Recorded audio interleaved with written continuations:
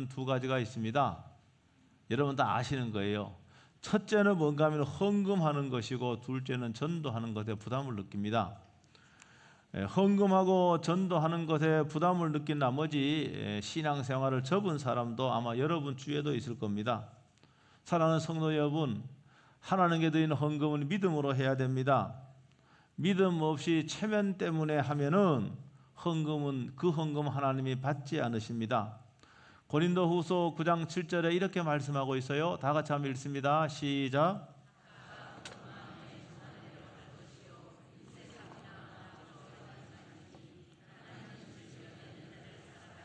아멘. 하나님은 즐겨내는 자를 사랑하신다고 이렇게 말씀하고 있어요. 어떤 성도가요, 예배를 끝나고, 예배 끝나면 저도 여러분하고 인사하지 않습니까? 이 악수를 하면서 목사님께 이렇게 말합니다. 목사님, 오늘 재수가 없는 날입니다. 아니 왜 재수가 없으면 그랬더니, 글쎄 오늘 제가 헌금을 10,000원 하려고 10,000원짜리 헌금한다는 게 50,000원짜리를 넣어버렸습니다. 그래서 목사님이 농담인 줄 알고 목사님도 그럼 조금 기다렸다가 재정부에 가서 40,000원 거슬러 가세요, 이렇게 대답을 했단 말입니다. 그랬더니 이분이 아니 괜찮습니다. 목사님 설교에 은혜가 되어서 내 손이 일을 저질러 버렸습니다. 쪼끔 하는 거죠. 은혜 받아 기쁜 마음으로 헌금한 성도 모습입니다. 이게 하나님이 받으시는 거죠. 실제로 제가 잘 아는 교회에서 일어난 일인데요, 그 목사님이 저한테 이야기해서 제가 알았어요. 성도 가운데 제법 큰 돈을 헌금을 했습니다. 그런데 이분이 나중에 마음이 바뀌어서 그 돈을 돌려달라고 교회 요청을 한 거예요. 저는 제가 한 24년 5년 하면서 그런 분 한 명도 없었습니다만은 헌금 돌려달라는 거예요. 근데 교회는 아마 헌금한 돈이기 때문에 난색을 표했어요. 그랬더니 이분이 헌금을 돌려달라고 사회법에 소송을 해버렸어요. 단순 헌금을 한 것은 여러분 법으로 가도 돌려받지 못합니다.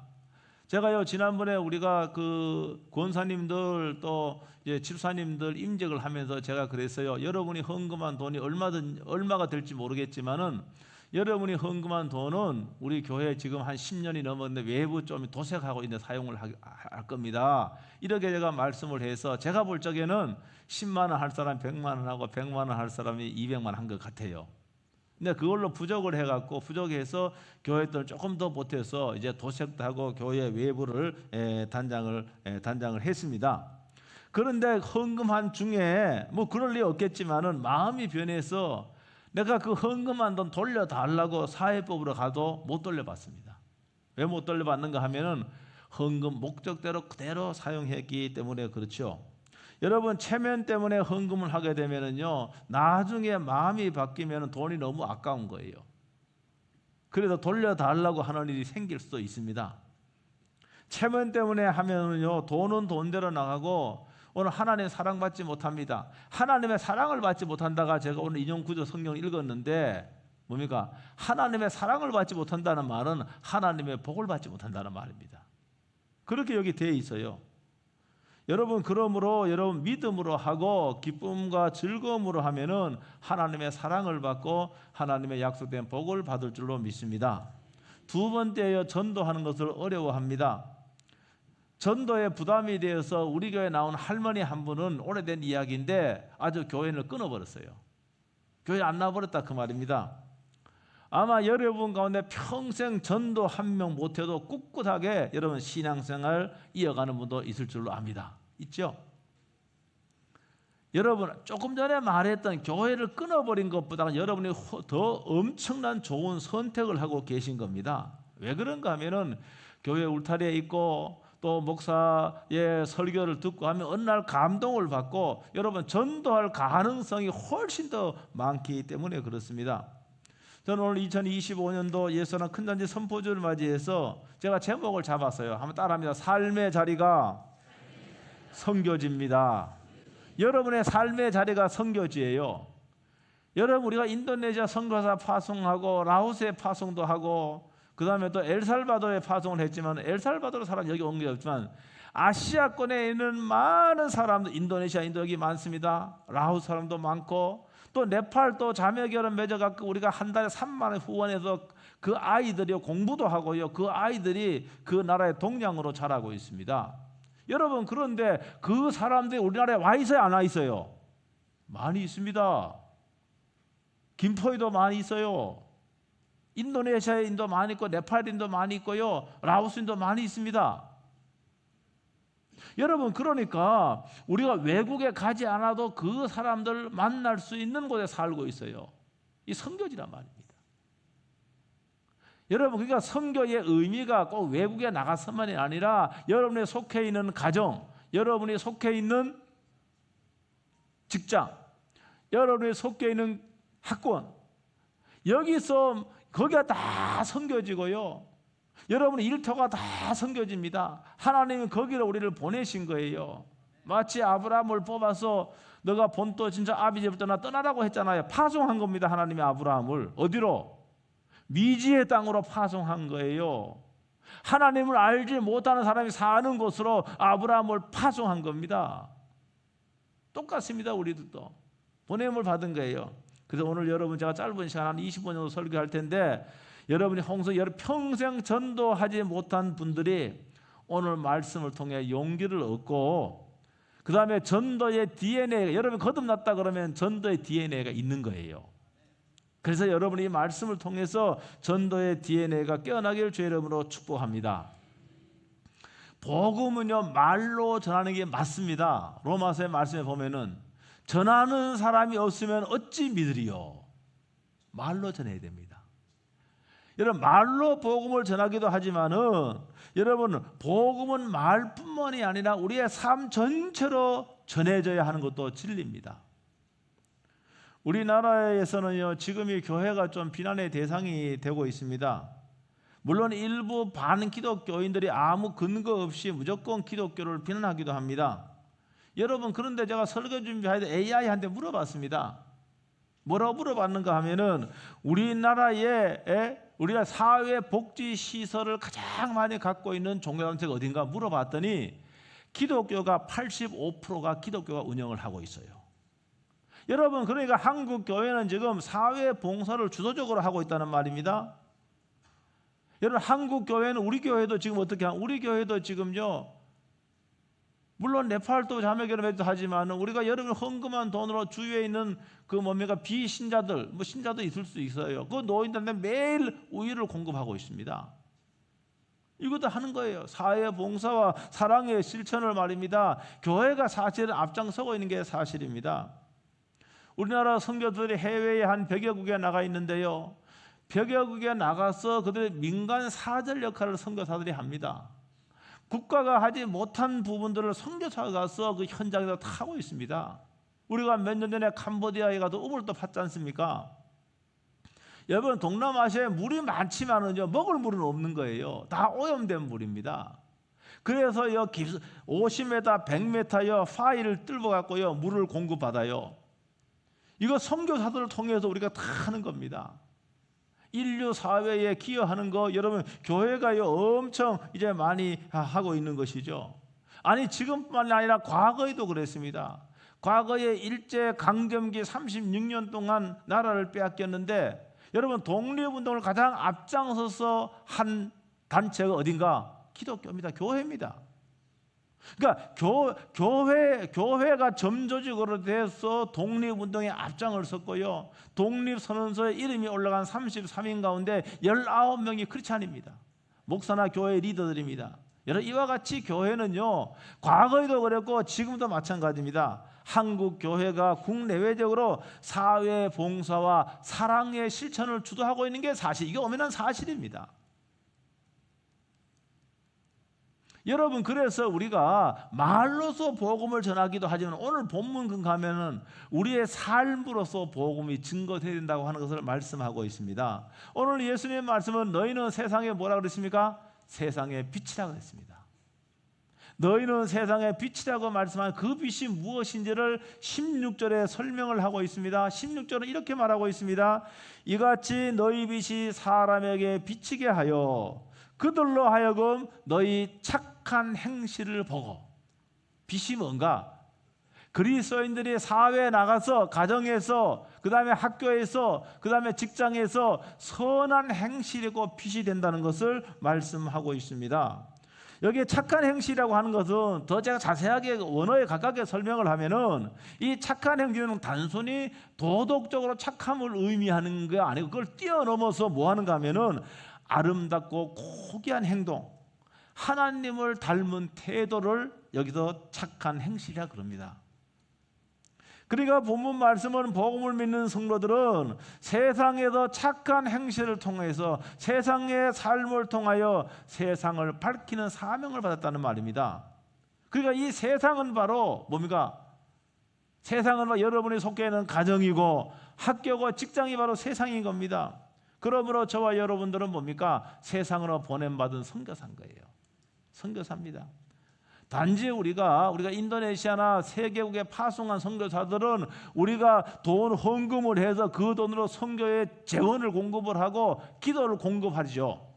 그러나 국내에 있는 저와 여러분, 우리 선교사들은 뭡니까? 국내에서 복음을 전하는 거예요. 국내에서 여러분이 속하는 가정에 비신자가 있으면은 여러분 삶으로 복음을 전하고 말씀으로 복음을 전하는 겁니다. 학교, 직장에서도 그들이 다 비신자가 있다면은 여러분 그것은 선교지고 선교 대상자가 있는 거예요. 그러니까 오늘 본문은 말로 전하는 선교를 말하는 것이 아니고 삶으로 하는 선교를 말하고 있는 겁니다. 그러니까 말보다는 삶으로 보여주는 선교가 더 영향력이 큽니다. 아무리 말로 복음을 전해도 전하는 사람의 삶이 뒷받침되지 않으면은 그 말에 능력이 없습니다.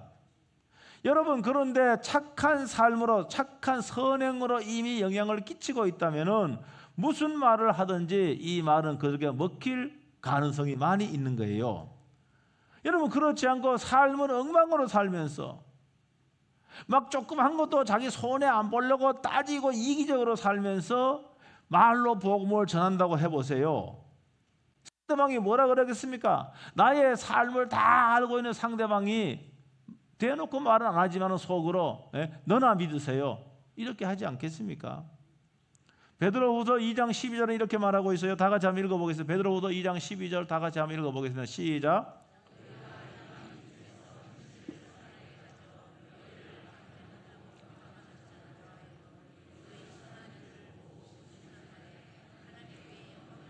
아멘. 너희의 선한 일, 여러분 선한 일이면 큰 거라고 그렇게 생각하지 마세요. 너희의 선한 일을 보고 오시는 날에 하나님께 영광을 돌리게 하려 함이라, 이렇게 말씀하고 있어요. 예를 들면 이런 거예요. 여러분, 우리들은요 식당에서 건성으로 기도하기 쉽습니다. 여러분, 그런데 어떤 성도는 직원들과 함께 식사를 해도 건성으로 기도하는 법이 없어요. 아주 경건하게 기도합니다. 하루가 아니고 한 번이 아니고 여러분 직장생활 하는 동안 경건하게 기도를 하는 겁니다. 이런 태도를 오랫동안 지켜본 동료가 대리님이 기도하는 걸 보니 제가 어렸을 적에 기도했던 것이 생각이 납니다. 저도 늘 감사하는 마음을 가져야겠어요, 이렇게 말했다고 칩시다. 여러분, 이렇게 말했다면은 여러분 이 크리스찬은 직장에서 영향을 끼치고 있는 선교사로 살고 있는 겁니다. 또 한 가지 제가 예를 들면은 크리스찬이 가게를 운영합니다. 여러분, 어떤 손님 오면 늘 말입니다. 환한 미소로 손님을 맞습니다. 가격을 깎는 손님이 있지요. 그래도 싫은 내색하지 않고 응대를 합니다. 혹 손님이 너무 비싸다고 사지 않고 돌아가도 친절하게 대하고 가게 문 앞까지 나와서 뭡니까? 인사를 합니다. 인사해요. 다음에 또 오시라고. 여러분, 근데 이 사람이 속으로 생각을 하는 거예요. 아니, 내가 물건을 턱없이 깎아도 싫은 내색하지 않고, 아니 나와 같은 손님을 밖까지 나와서 인사를 하니 저 사람이 혹시 예수쟁이 아닌가? 여러분, 그 사람이 그 생각을 했다면은 그 크자는 삶의 현장에서 선교사로 살고 있는 겁니다. 여러분, 착한 행실로 영향을 주는 것은 하루아침에 이루어지는 것이 아닙니다. 이거는 상당한 시간을 요하는 거예요. 여러분 사람은요 겪어봐야 안다 그러잖아요. 겪어봐야 안다. 그런 말 여러분 많이 하죠. 에이 사람 겪어봐야 알아. 아니면 뭡니까? 10길 물속은 알아도 한 길 사람 속은 모른다 그랬습니다. 사람은 잘 몰라요. 근데 사람들은 보통 겉모습만 보고 판단하기 쉽습니다. 겉모습만 보고 판단을 하는 거예요. 물론 첫 인상이 좋은 사람은 처음에는 호감을 얻습니다. 그러나 시간이 지나고 함께 일도 해보고 함께 시간을 보내보면은 그 사람의 진면목을 알 수가 있습니다. 물론 첫인상이 좋은 사람이 정말로 그 사람이 괜찮은 사람일 수도 있지만은 첫인상은 전혀 딴판인 경우도 있을 수가 있습니다. 여러분 함께 있어 보면은요 경험을 함께 합니다. 함께 있어 보면요 그 사람 이런 경우에 어떻게 반응하고 어떻게 행하는지 나타날 수밖에 없습니다. 사랑하는 성도 여러분, 참 그리스도인들은요 누구를 만나든지 여러분 어디서든지 여러분 착한 행실을 보여줘야 됩니다. 아까 지금 착한 행실이라고 하는 게 그냥 도덕적인 착함뿐만이 아니라 정말로 고귀한 삶으로 고귀한 삶 하나님을 생각날 수 있는 그러한 태도로 여러분 삶을 살 적에 여러분 그곳에서 영향력을 끼치며 살고 있는 거예요.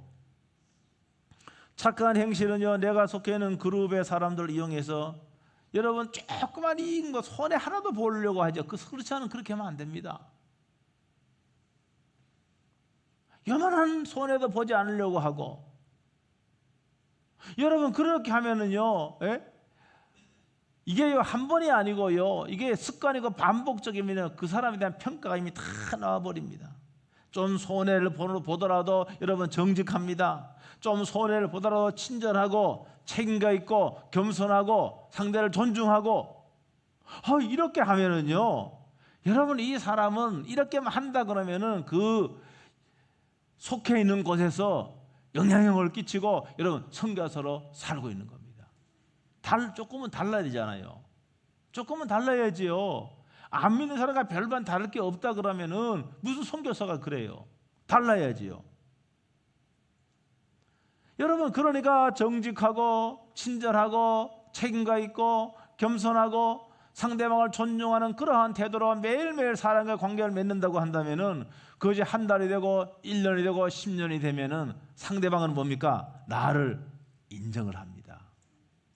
나를 인정할 적에요 그 사람에게 복음을 전할 적에 그 사람 복음을 받아들이는 거예요. 그건 무슨 말인가 하면은 그 사람 속에 있는 예수님을 보는 거죠. 예수님을 보는 거죠. 사랑하는 성도 여러분, 정말로 저와 여러분들이 일관된 그런 그 믿음의 삶의 모습을 보고 정말로 그들이 우리 속에는 예수님을 볼 수 있는 여러분 그러한 삶을 살 수 있게 되길 주의 이름으로 축복합니다. 여러분이 속한 가정과 학교와 직장뿐 아니라 여러분이 항상 이용하고 있는 마트에서도 아니면 또 여러분의 온라인 공간에서도 오늘 여러분들이 다 여러분 선교지인 것을 꼭 기억할 수 있게 되길 주의 이름으로 축복합니다. 그것에서 삶으로 복음을 전할 수 있게 되기를 바랍니다. 제가 35일간이라고 그랬습니다. 여러분 35일간의 삶으로 영향을 끼치는 턱없이 부족한 시간입니다. 그렇죠? 여러분 그러나 이 35일 동안만이라도 정말로 상대방의 감동을 주는 그러한 진심이 담겨있는 감동을 주는 그런 삶을 살아야 되겠다. 여러분 알고 있는 비신자들에게 오늘 그런 결심을 할 수 있게 주의 이름으로 축복합니다. 그리고 또 그들을 가슴에 품고 기도하고 그 다음에요 여러분들이 기도하면서 그들에게 기회를 봐서 복음을 전하고 교회로 초청할 적에 여러분 성령님이 함께 하신다고 한다면은 열매가 나타날 줄로 믿습니다. 올해요 여러분들이 한 100명이 올해 정착해야 되는데 100명 정착해야 돼요. 100명 정착해야 되는데 올해 한 50명 정도 더 정착이 돼야 됩니다. 그러니까 여러분들이 꼭 여러분의 가족 있잖아요. 여러분의 친구 동료들 있잖아요. 그 다음에 여러분의 직장 안에서 동료들 또 있잖아요. 네. 하나님은 저와 여러분들을 선교지로 다 보낼 겁니다. 그냥 직장에서 먹고 살아라 그러기 위해서만 보낸 게 아닙니다. 그 직장에서 열심히 일해서 월급을 받고 내가 먹고 살기도 하지만은 그것에 선교사로 보낸 거예요. 여러분, 그래서 우리가 정말로 이 비신자들을 오히려 존중하고요, 사랑하고요, 친절하게 대하고요. 여러분, 이렇게 해서 기회를 봐서 여러분 복음을 전할 수 있는 여러분 되시기를 주의 이름으로 축복합니다. 우리들은요, 오늘 모여 예배를 드리고요, 그리고 세상으로 나아갑니다. 파송 예배 우리가 하지 않습니까? 우리는 지금 이게 제가 자주 바꾸는데요, 우리가 지금 예배 끝나고 부리는 것은 예배랍니다. 아무도 헌신하지 않은 그곳에서 주께 헌신하리라. 누구도 증거하지 않은 그곳에서 나 주를 증거하리라. 내가 밟은 모든 땅 주를 예배하게 하소서. 내가 만나는 모든 사람 주를 예배하게 하소서. 여러분, 그래서 물을 활짝 열고 세상을 향해서 불러야 될 노래입니다. 사실은 이게 앞을 보고 부르는 게 아니고, 이 찬양을 하면서 주여 내가 당신이 파송한 세상으로 나갑니다. 내가 밟은 땅마다, 내가 만나는 사람마다 그들이 하나님을 예배하는 사람이 되게 해달라는 간절한 마음으로 이 찬송을 하면서 주님, 제가 세상으로 나갑니다. 나와 함께 할 줄로 믿습니다. 여러분, 하나님은 여러분을 통해 누군가 복음을 느끼고 누군가 복음을 듣고 믿게 하실 겁니다. 여러분이 복음을 믿음으로 복을 받았듯이 여러분이 축복의 통로가 되어서 여러분 다른 사람이 복을 받기를 원합니다. 아브라함을 부르셔서 축복의 통로가 되게 하고 복의 근원이 되게 했습니다. 아브라함을 통해서 수많은 사람이 하나님의 순종하고 여러분 하나님의 자녀가 되는 그런 원대한 계획을 하나님은 아브라함 통해서 하셨고, 오늘 저와 여러분들은, 예수 믿는 저희들은 영적 아브라함의 자손들입니다. 우리는 뭡니까? 세상에 하나님을 믿지 않는 모든 사람에게 뭡니까? 그들에게 복음을 전해서 하나님의 말씀에 순종하고 하나님을 예배하도록 우리를 세상으로 보내신 겁니다. 아브라함의 자녀인 우리들 세상으로 보내신 겁니다. 여러분, 그 세상에서 여러분들이 꼭 영향력을 끼치는 삶을 살 수 있게 주의 이름으로 축복합니다. 그리고 또 때를 따라서 여러분 정말로 여러분이 복음을 전해서, 자, 11월 7일입니까? 그때는 정말 많은 분들이 하나님께 영광 돌리는 그런 예배를 드릴 수 있게 되길 주의 이름으로 축복합니다. 통성으로 한번 기도하게, 오늘 말씀 붙잡고 통성으로 기도합니다. 그리고